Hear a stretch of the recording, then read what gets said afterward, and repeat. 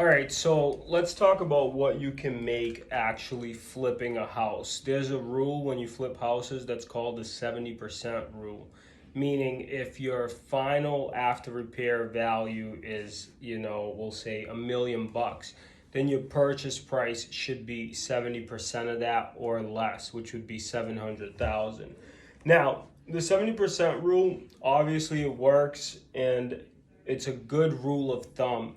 Some margins will be smaller and some margins will be bigger. Depends on your experience, depends where you are, depends on the deal, right? So there's so many variables.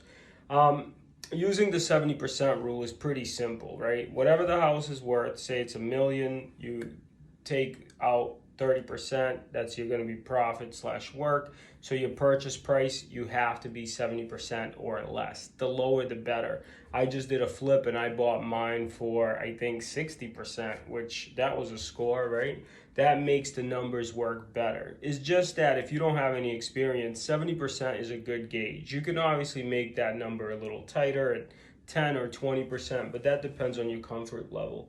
Now, home flips that were flipped in 2021, on average, the profit was 65,000 nationwide.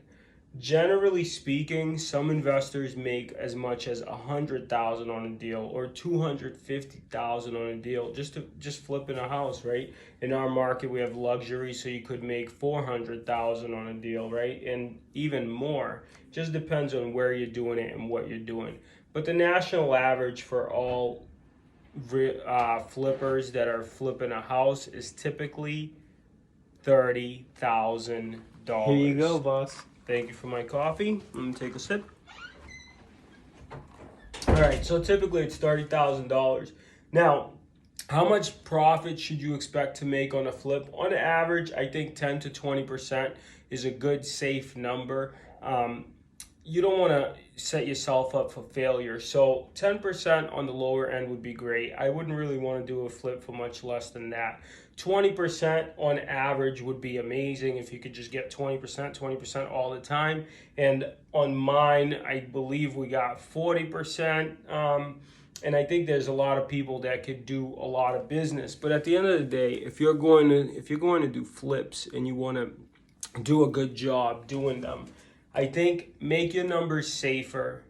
And when you're thinking about what you want to sell the property for, drop that number a little bit so you play in the safe game. Because the biggest thing in flipping real estate that I realize is you don't want to risk the money and you don't want to risk losing it all, which I've seen happen to people. And so if you have a good flip, you have a good piece of real estate that you're interested in selling or renovating and you want to run the numbers, you know who to call.